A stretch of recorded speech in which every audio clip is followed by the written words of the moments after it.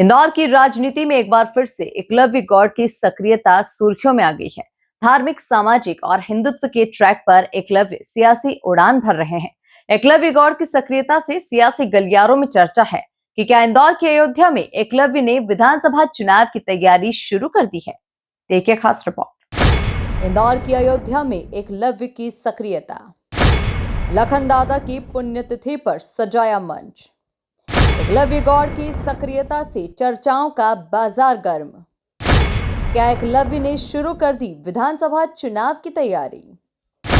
एकलव्य को है गौरव रणदीवे का साथ।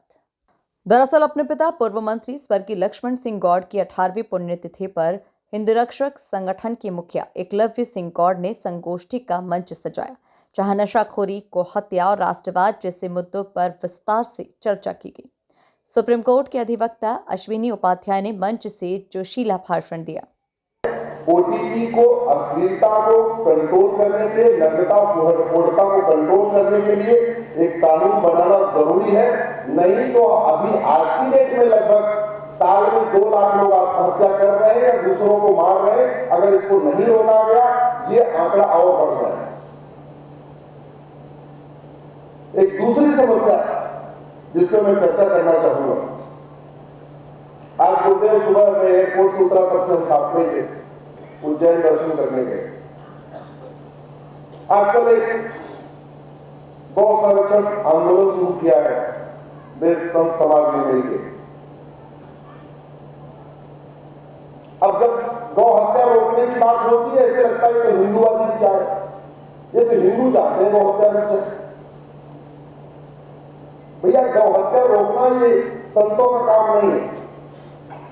गौ हत्या, गाय बचे, गाय का संरक्षण हो, ये संत समाज का काम नहीं, तो हिंदू का काम नहीं, ये तो संविधान की शपथ लेने वालों का कार्य है। इसलिए आज मैं आपसे गुरुदेव कह रहा हूं, जरा संत समाज में चर्चा करिए। आप संविधान के 3 आर्टिकल को लागू करने की मांग करिए। संविधान का आर्टिकल 47 कहता है नशाबंदी होनी चाहिए। संविधान का आर्टिकल 48 कहता है गौ हत्या पे प्रतिबंध होना चाहिए। और संविधान का आर्टिकल 49 कहता है जो हमारे मठ मंदिर तोड़े गए थे वो रिस्टोर होने चाहिए। तो आप संत समाज को केवल एक विषय को लेके ऐसा नहीं लगना चाहिए कि वो कोई ऐसी मांग कर रहे हैं जो कहीं मंगल ग्रह से बात निकल के आई है। ये संविधान की मांग। आज की डेट में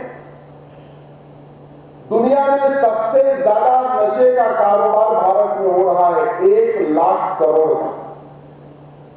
दुनिया में सबसे ज्यादा नशेड़ी भारत में हो चुके हैं, 10 करोड़ लोग नशेड़ी हो चुके हैं। आपके इंदौर में क्या हो रहा है मुझे कुछ नहीं पता। कहते हैं धर्म नगरी है, सांस्कृतिक नगरी है, और आपके इंदौर में कॉलेजेस में ऑनलाइन ड्रग सप्लाई हो रही है। ऐसा कौन सा नशा है जो व्हाट्सएप पे ऑर्डर करके घर नहीं पहुंच रहा। और इंदौर के सियासी गलियारों में चर्चा है कि धार्मिक और सामाजिक मुद्दों पर सक्रियता के जरिए एकलव्य युवाओं और हिंदुत्व समर्थक वर्ग के बीच में अपनी पकड़ मजबूत कर रहे हैं। लगातार कार्यक्रम, जागरूकता अभियान और जनसंपर्क, ये सब कुछ चुनावी तैयारी की ओर इशारा माना जा रहा है। बीजेपी प्रदेश महामंत्री गौरव रणदीवे के साथ एकलव्य सिंह की नजदीकी भी चर्चा का विषय बनी हुई है। ब्रह्मलीन लक्ष्मण सिंह जी गौड़ की आज 18वीं पुण्यतिथि है और प्रतिवर्ष हम उनकी पुण्यतिथि के अवसर पर देश में जो समसामयिक विषयों पर कार्य कर रहे हैं लोग, जो बहुत ही ईमानदारी और बहुत ही प्रामाणिकता से जो कार्य कर रहे हैं, ज़मीन पर काम कर रहे हैं, ऐसे किसी न किसी वक्ता को हम बुलाने का प्रयास करते हैं। और इसी श्रृंखला में आज यहाँ देश के जाने माने वकील, प्रखर विचारक और जो राष्ट्रहित के कई विषयों को अपनी PILs के माध्यम से न्यायालयों में लेकर जाते हैं और उसके लिए लड़ाई लड़ते हैं, ऐसे बहुत ही प्रखर वक्ता आदरणीय अश्विनी उपाध्याय जी आज हमारे बीच में उपस्थित रहे और उन्होंने अपने ज्वलंत विचारों से यहाँ के जनमानस को जगाने का प्रयास किया। देश में आज जो भी चुनौतियाँ, जो भी कुचक्र, जो भी षड्यंत्र चल रहे हैं, उनको उजागर करने का उन्होंने प्रयास किया। और मैं उनका हृदय से आभारी हूँ और यहाँ जितने भी प्रबुद्ध जन उनको सुनने के लिए बहुत आतुर थे, पधारे थे, उन सभी का मैं हार्दिक आभार व्यक्त करता हूँ। देखिए, आज का जो विषय था इस संगोष्ठी का वो है राष्ट्रवाद में मेरी आस्था। ब्रह्मलीन लक्ष्मण सिंह जी गौड़ हमेशा कहा करते थे कि राष्ट्रवाद में मेरी आस्था, राष्ट्रद्रोहियों से मेरा बैर। वो जब चुनाव भी लड़ते थे तो उनके चुनावी पत्रक में भी ये बात घोषित होती थी और वो खुले तौर पर कहते थे कि जो भारत माता की जय नहीं बोलता, जो वंदे मातरम नहीं कहता, जिसको इस मातृभूमि से प्यार नहीं है, वो मुझे वोट ना दे।